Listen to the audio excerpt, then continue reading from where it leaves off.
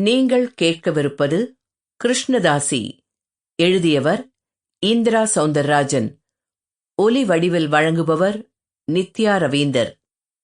முதல் அத்தியாயம். ஆடி 18. காவேரியில் புதிய வெள்ளம். ஒரு ராஜ புரவியைப் போல் பாய்ந்து வரும் வேகத்திற்கு நாமக்கல் வேலூரின் அகண்ட மணல்வெளிகளால் கூட ஈடு கொடுக்க முடியவில்லை. கரையை மீறி பக்கத்து வாழைத் தோட்டம் வரை விஸ்தரிப்படைந்து சுழன்று சுழன்று அது ஓடும் அழகை ஊரே பாலத்தின் மேல் நின்று பார்த்து ரசிக்கிறது. நொப்பும் நுரையுமான நீர்த்தாரைகள்.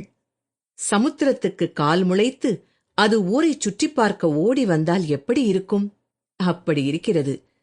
ஏக நாட்களுக்குப் பிறகு விஸ்வநாதபுரத்து ஜனங்களின் முகங்களில் சந்தோஷ வண்ணங்கள், பரஸ்பரத்தில் உற்சாகமான ஸ்லாகிப்புகள். இந்த தரக்க கரும்பு முப்போகம் தாண்டும். ஏன் நெல்லு தாண்டாதோ? ஆத்தா பொன்னிய இப்படி அமக்களமா பார்த்து எத்தனை வருஷமாயிருச்சு. இந்த தரக்கையாச்சும் நாங்க ஏத்தி மிதக்க விடுற மண் விளக்கு அணையாம முக்கம்பு போய் சேரணும். வெள்ளாமையும் வீடு வந்து சேரணும். சக்கர செட்டியார் 1000 விளக்கு போட போறாராம்ல. ஆரே தீப ஜோதியோட அசைஞ்சு ஓட போகுது. காவேரி ஆத்தாள இப்படி அலையும் தண்ணியுமா எண்ணெயும் தீபமுமா பார்த்து எத்தனை வருஷமாச்சு. தீப கூட்டம் பார்க்க என் மாமா மகன் மெட்ராஸ்ல இருந்து வந்திருக்கான். 6 மணிக்கே பாலத்து மேல நிக்கிறதுக்கு போய் இடத்த ரிசர்வ் பண்ணாட்டி அவ்வளவுதான். அக்கம் பக்கம் நாமக்கல், ஜோடர்பாளையம், கரூர், குஜிலையம்பாறையிலிருந்தெல்லாம் இந்த தபா ஆடி கூட்டம் நெட்டி முறிக்க தொடங்கிருச்சு. தங்க குடத்துக்கு பொட்டு வச்ச மாதிரி நம்ம ஊர் ஜலபானேஸ்வரர் கோவில்ல தீட்சதர் சாமியோட கதா காலட்சேபம் வேற. இந்த தபா சாமியோட அவர் மக சுந்தரேசனும் காலட்சேபம் செய்ய போதாம்ல. வாஸ்தவந்தான். காவிரியின் கரைமீறிய விளிம்பெல்லாம் ஜன நடமாட்டம். எங்கும் தலைமுழுக்கு போட்ட ஈர தேகங்கள். சாயங்கால சூரியன் அதோ காவிரி நீர்ப்படுகையை தங்கத் தகடாக்கியே தீருவது என்று ஆன மட்டும் போராடிக் கொண்டிருக்கிறான். கரையோர விஸ்வநாதபுரத்து தென்னந்தலைகளில் காற்றின் கோதல் விளையாட்டு வேறு. ரசிக்கத் தெரிந்தவர்களுக்குத்தான் என்னமாய் ஒரு ரசமான காட்சி. ஜலபானேஸ்வரர் கோயில் மணி ஆமோதிப்பாய் இழைகிறது.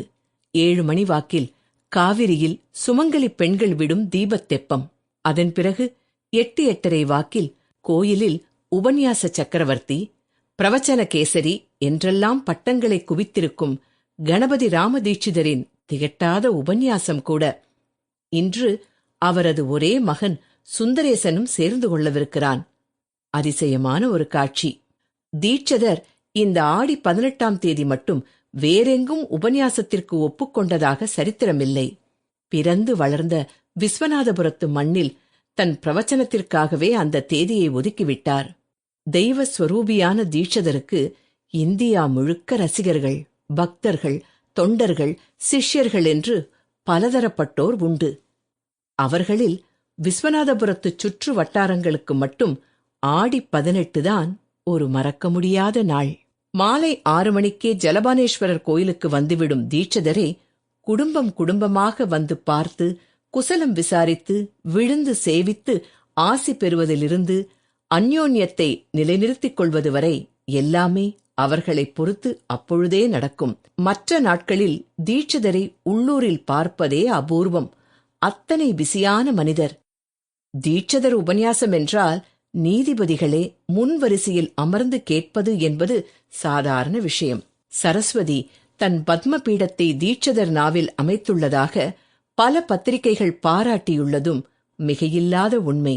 இதனாலெல்லாம் தீட்சிதருக்கு இந்த தேசத்தில் ஒரு கௌரவமான பெயரும் புகழும் இருப்பது ஈஸ்வர கிருபை. இதை தீட்சிதர் அப்படித்தான் சொல்வார். அந்த கிருபை அவருக்கு மட்டும் இல்லாமல் அவரது ஒரே பிள்ளையான சுந்தரேசனுக்கும் இருப்பதுதான் ஆச்சரியம். இந்த மைக்கேல் ஜாக்சன் யுகத்திலும் 24 வயசு சுந்தரேசன் திருப்புகழை அப்படியே ராக தாளத்தோடு பாடிச் சொல்வதை என்னென்று சொல்ல? தீட்சிதரின் 50 வயது சாதனையை சுந்தரேசன் 25 வயதிலேயே முறியடித்து விடுவான் என்று மக்கள் சொல்லத் தொடங்கிவிட்டனர். தீட்சிதருக்கும் இதனால் மகா பெருமை. ஆனால் தன் மகன் CA Sample complete. Ready to continue?